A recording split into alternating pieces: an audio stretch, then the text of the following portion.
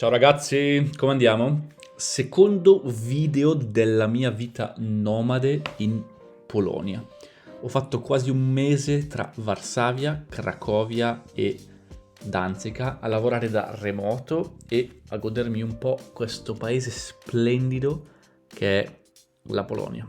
Adesso vi porto con me. Dai, che si comincia.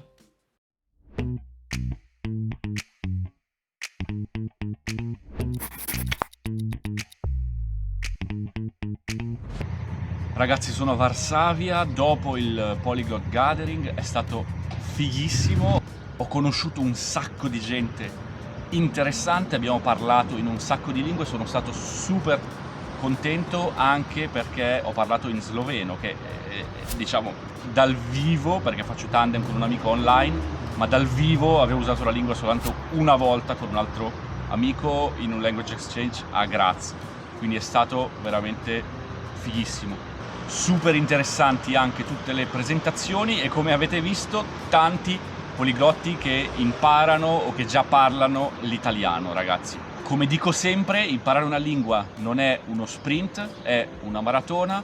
La cosa importante è godersi il viaggio.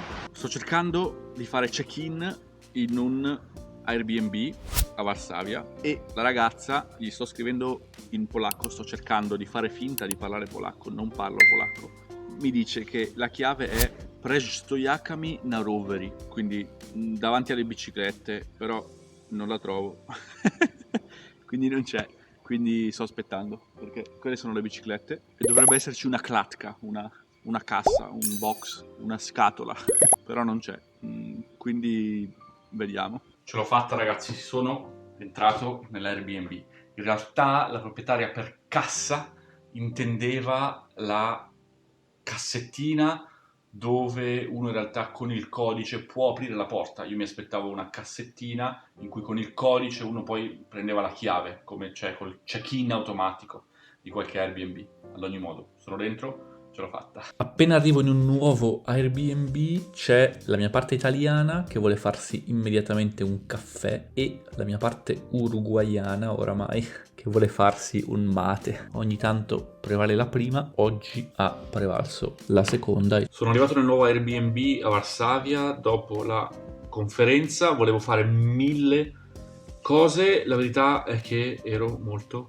stanco, quindi ho dormito tipo 3 ore oggi, non ho fatto niente di quello che volevo fare. Volevo registrare 3 podcast, volevo inviare un paio di email importanti, fare un sacco di cose, non le ho fatte. Ogni tanto dobbiamo essere compassionevoli con noi stessi e semplicemente prenderci cura di noi stessi, capire che il nostro corpo è stanco, capire che la nostra mente è stanca e ascoltare il corpo, ascoltare la mente e riposarci. E va bene così. Mi sono fatto una settimana di ferie senza toccare praticamente quasi un'email per lavoro. Adesso è il primo giorno di lavoro intenso, sono completamente sballato. Ho fatto 10 ore quasi senza uscire di casa.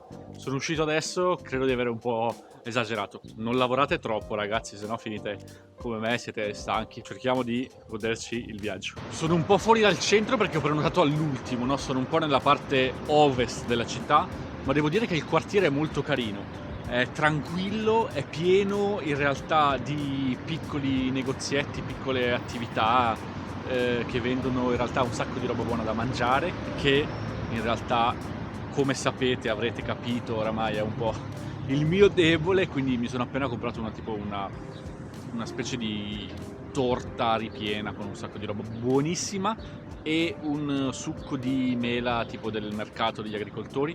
Ci sono un po' di mercatini anche che vendono frutta, quindi in generale sono contento di aver esplorato un pochino anche questa parte della città. Ho trovato, ragazzi, un posto qui vicino, un posto turco che ha un sacco di dolci turchi, baklava, qualunque cosa, buonissimi.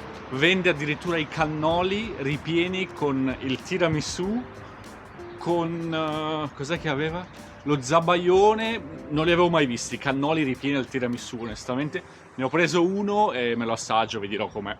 Torno a casa a registrare, che per oggi abbiamo cazzeggiato abbastanza. Ho trovato questo libro del Dalai Lama qui nell'Airbnb, è in italiano. La ragazza sta studiando l'italiano o parla l'italiano. Ci siamo scritti un po' per Airbnb, quindi secondo me parla anche abbastanza bene. E mi sono messo a leggerlo. È un libro che si legge in 2 o 3 giorni, consigliato, ne ho parlato anche nel podcast. Il Dalai Lama ne sa. Questa mattina, ragazzi, mi sono perso, assolutamente, mi sono perso, sono andato a correre e non ho portato il telefono. Se non cado dalle scale meglio. Non ho portato il telefono e non trovo più la strada per tornare all'Airbnb, perché alla fine sono arrivato ieri, non mi ricordavo il nome della strada, non mi ricordavo più come tornare.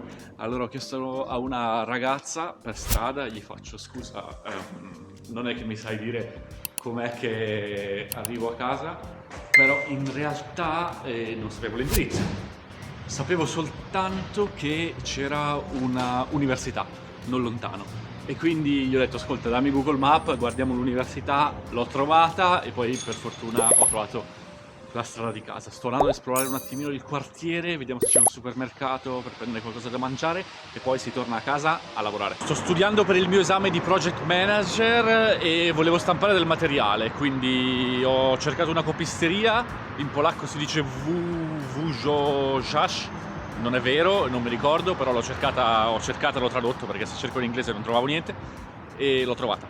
E adesso andiamo a stampare.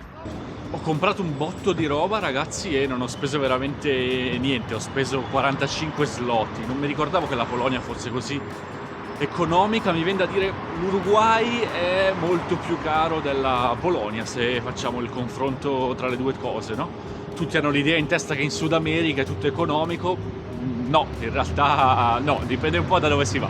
Ho fatto i primi 3 giorni a Varsavia, ragazzi, che sembrava inverno, ero in giro con la sciarpa, con il cappello, e adesso dopo la conferenza invece ci sono 40 gradi, si sta bene, non mi voglio lamentare in realtà, però è incredibile, in una settimana è venuto fuori l'estate al massimo. Seconda giornata di lavoro e studio intenso qui a Varsavia. Oggi ho parlato in, credo, 7 lingue, sono un po' stanco.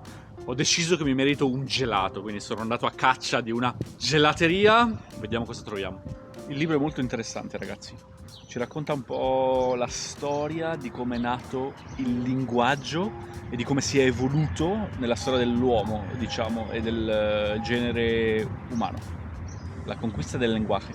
Io dico sempre, ragazzi, imparare una lingua è una maratona, non è uno sprint. Ma anche correre una maratona è una maratona, non è uno sprint. Ci si allena con costanza.